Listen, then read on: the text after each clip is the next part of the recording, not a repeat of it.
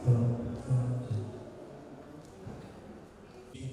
and Arts, Dr. Angelo Jopa, the Head Human Resource, Mr. Henson, the Permanent Secretary for Education, distinguished teachers, the Head of School, Natambua High School, the Head of School from other schools within Lotoka and elsewhere, our sponsors for the event, ministry officials, invited guests, ladies and gentlemen. Nisambula Vinaka, good evening, namaste, salamu alaikum.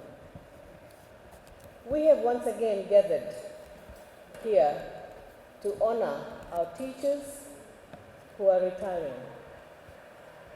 I'm very pleased to be here tonight to celebrate this significant occasion with you to farewell our teachers who have given their best and served Ministry of Education for decades. How time passes by, one can only reflect and one can only go through those moments in your life, and that's when you say, yes, I've completed my journey.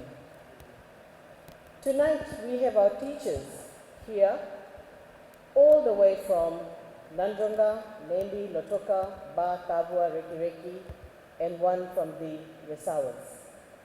A very warm welcome to all these teachers. Now, farewells are normally a sad occasion as people leave after serving so many years at the work life or at the workplace.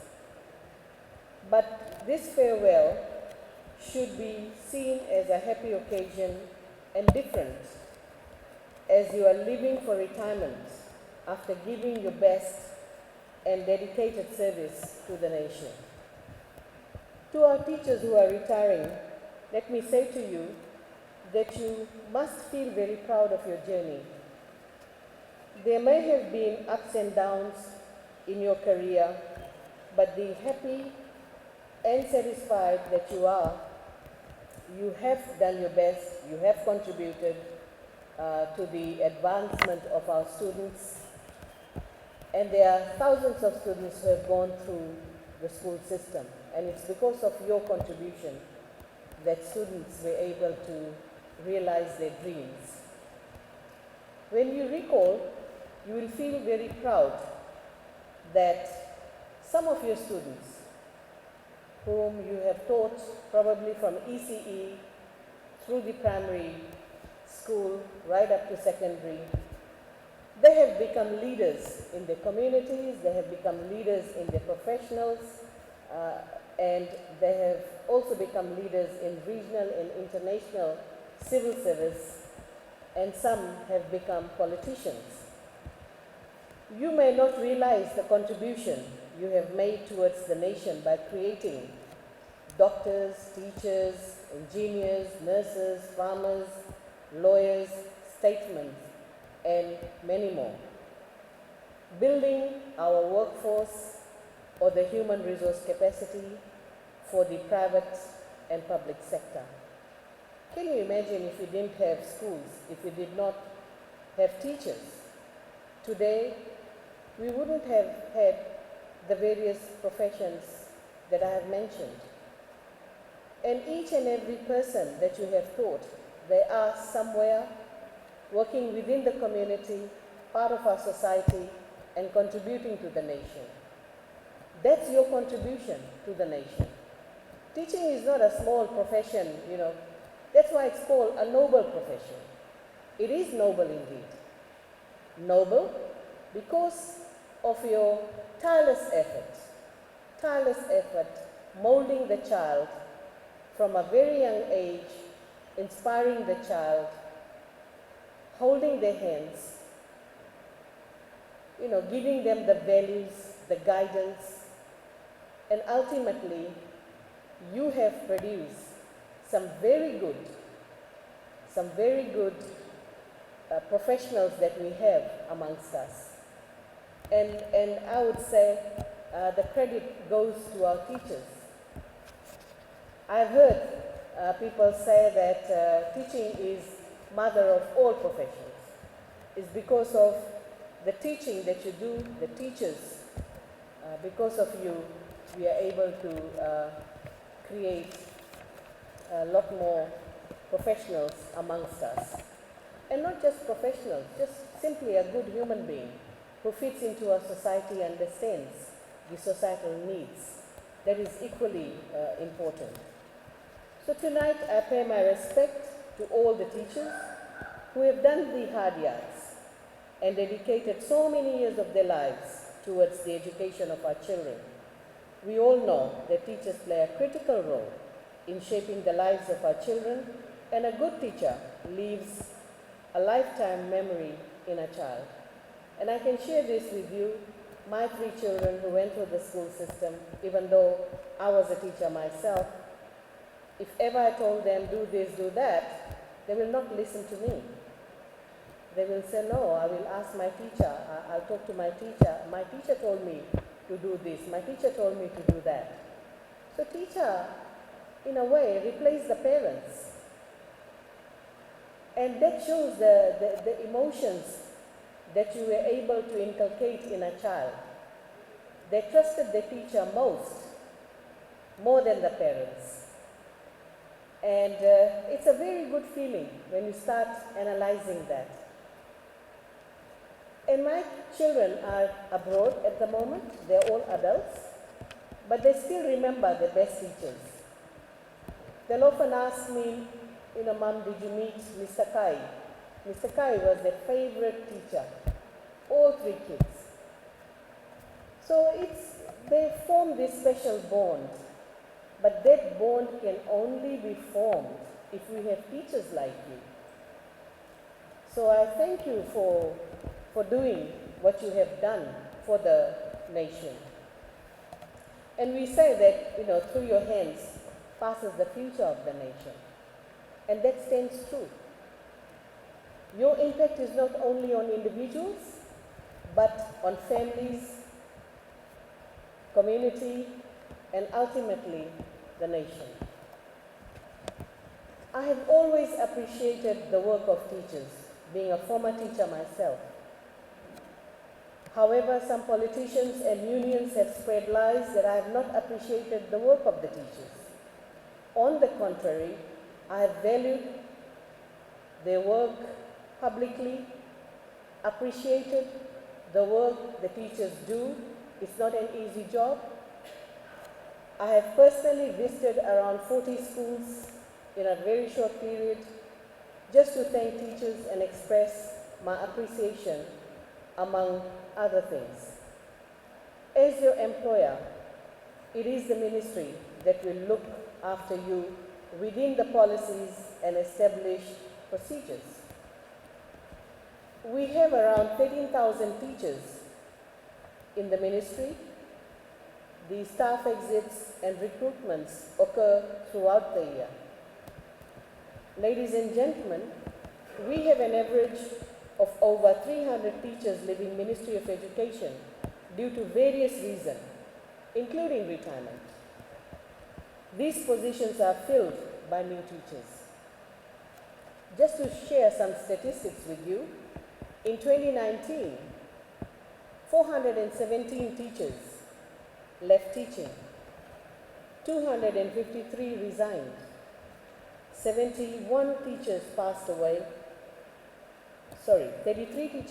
away, 71 were deemed to have resigned, and 66 retired, 54 teachers' contracts were terminated.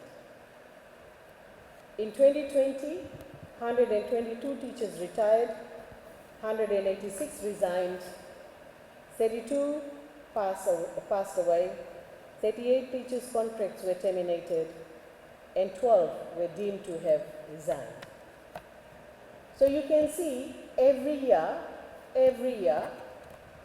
we have to fill this position.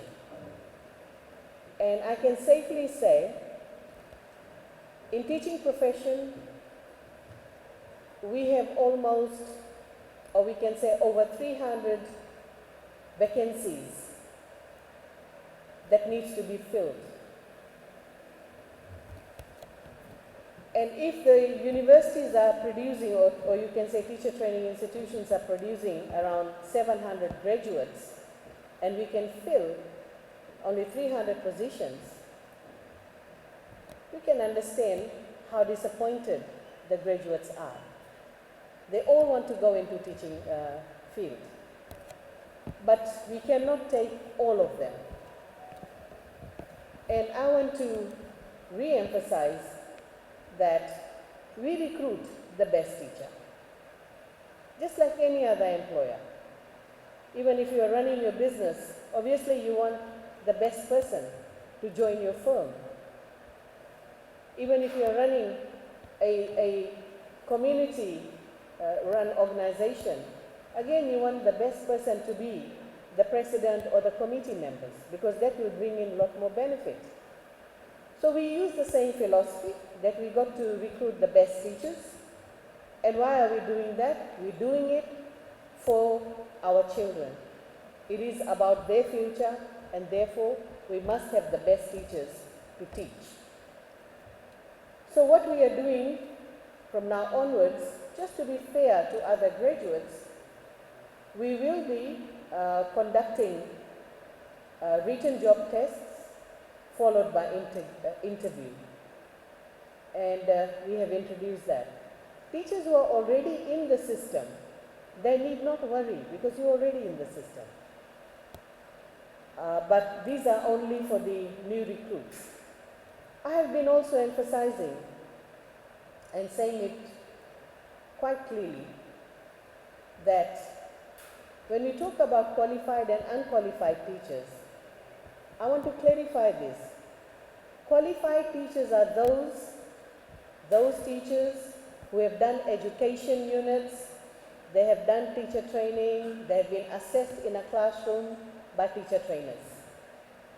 And I know for sure that those graduates from NTC, those graduates from PG College of Advanced Education, from Lautoka Teachers College, from Corpus Christi, and so forth, they have all done education units, they have all done practicum. They are qualified to teach. And it is recognized. It is recognized in our policies that these teachers can be recruited and they can be posted to school. It's as crystal as what I have said.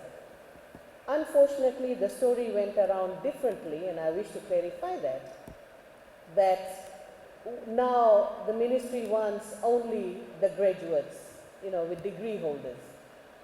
Let me make it again very clear.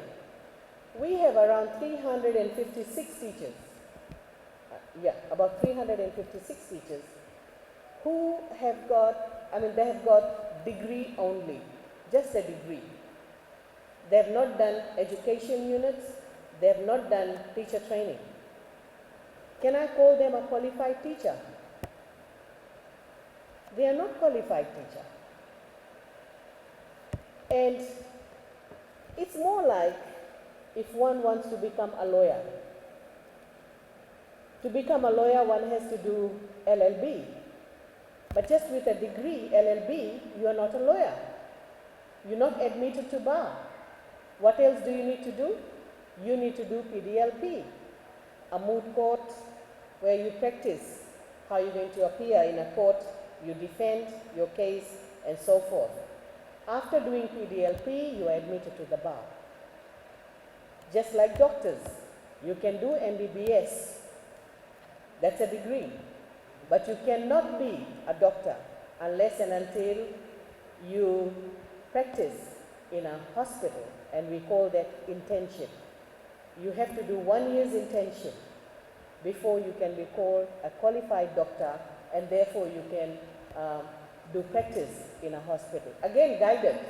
It's not that after you have graduated you can go and open a shop, or a surgery or medical clinic and start seeing patients. So they are very strict criteria for all other professions. Right. So similarly, it is for all of us to protect our profession as well, so that we remain, we remain as in the category of noble profession. You know, we always say teaching is a noble job, and we need to maintain that. So that's the clarification I want to give you, just to reassure teachers that that's not what we are thinking. But at the same time, I also wish to inform you, the new graduates who are coming out of universities, they are tech savvy. Their digital literacy is there. They're very well informed about, various e-platforms. They're very well trained in these areas. So they have a stronger liking, if you may say, when it comes to the students' needs. Our students today, right, our students today, they are so tech savvy. Internet is something that they love, and you'll find them on internet all the time, surfing the internet, and always with a computer or a smartphone. That's the reality. And even in our homes, when we have a problem with our phone, where do we go to? Who comes to our assistance? Tell me.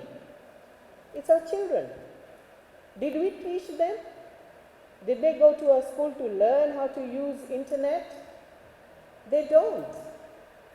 So this is the message I'm trying to say, or rather give out to the teachers, that we live in a very different time zone, and we need to prepare ourselves as teachers for our children. The traditional teaching that we have been doing in a classroom will not be sufficient. It is not enough. We need to integrate various technologies in teaching. That is the future. And we need to prepare for the future. So I just wanted to clarify that. Ladies and gentlemen, we are going to farewell 38 teachers from the Western Division. These teachers have served in different locations around Fiji. And last night, we had a farewell for 89 retirees from Central and Eastern Division. And next week, we will be in Lambasa to hold a farewell function for our 20 retirees. I'm sure you already have been notified that we have extended your employment contract until the 4th of April 2022, which will be the end of term 4 in this academic year. We all know how important it is that you continue that service, complete that academic year, and you do not wish to see any disruption in the school year. So I thank you very much for accepting the offer and for continuing till April of 2022. We are in the process of recruiting ECE teachers, primary and secondary teachers, to fill in positions left by the future exits. I'm fully aware that you have not only carried out your teaching duties, but you have done more than that. As a teacher, it's not everything about a classroom, student, chalk and talk. It's beyond that. Teachers have been taking extra classes, teachers have been involved in Girl Guides, Scouts. They have been involved in preparing students for sports competition and sometimes oratory competition. When you have a quiz competition, what do you call it, mathematics and chemistry quizzes. So you're involved in all kinds of work, right? And the expectation is something that you also have to manage. There's always this expectation from the parents, expectation from the community. They'll come to you for advice. They seek your guidance. And that's what makes teaching a noble profession. It is not only for the students, but in fact, along with the students, you carry the parents as well as the whole community. And that's the contribution, what I call, is so crucial for nation building. And you have been doing that so well. Ladies and gentlemen, as I have mentioned your contribution, okay, fine, you've been doing that in a classroom. But when the nation calls for assistance, when the call of duty comes, our teachers are always ready to help. And one such case is the pandemic that we are facing. When the Ministry of Health said that we need teachers to help us, there were thousands of teachers who put their hand up and they were ready to serve. And they did serve the nation. There were teachers who were looking after the quarantine facilities in the maritime zone, in remote areas. There were teachers involved in contact tracing. There were teachers involved in the vaccination rollout for our students. There were teachers involved in the data verification. And this is when the calls were made by some segment of our society. The teachers are doing nothing. Teachers are at home. Why aren't you why isn't government deducting their pay? They should be given reduced pay. This was the call being made. But we knew what you all were doing, because you were doing more than what you were asked for. And it is for this reason there was no such thing as pay deduction. And we kept on saying that no way. Teachers, and for that matter, all civil servants, they have been working around the clock, trying to help the state, trying to help the different ministries to deal with COVID-19. So once again, I thank my teachers for being so brave and standing up to help the nation in dealing with COVID-19. Ladies and gentlemen, the memories which you have gathered will remain very, very special to you, which you will cherish for the rest of your lives. As you enter a different phase in your lives, you go with a lot of experience that I hope you can use to continue to contribute in your communities. We always say once a teacher will always remain a teacher. You all can continue to make immense contribution to the society. While you make best use of your retirement to relax with your family and your friends, I'm calling upon you to use your experience, wisdom, and expertise to guide and mentor our children, our youth. And as you know, we are having a lot of societal problems such as drug abuse, violence against girls and women, rape, and even brawls, street brawls. So I'm urging our teachers that when you finish off from Ministry of Education or from your teaching fraternity, please contribute to the community development. You are very much needed to tackle some of these issues that I have mentioned. Finally, I would like to thank you all. Thank you for your wisdom and kindness over all these years. Thank you for all that you have done. Thank you for all the years of teaching. Thank you for making a real difference in the lives of the students you taught. And thank you for everything you have done for our children and our nation. The big things, the little things, things that even went unnoticed. I would like to bid happy retirement to all of you, and I also wish to finally acknowledge your contribution to nation building and wish you all a Merry Christmas and a very happy New Year. God bless you all. Vinakavakalevu, Dhanyavad, and thank you very much for listening. Kamlesh Kumar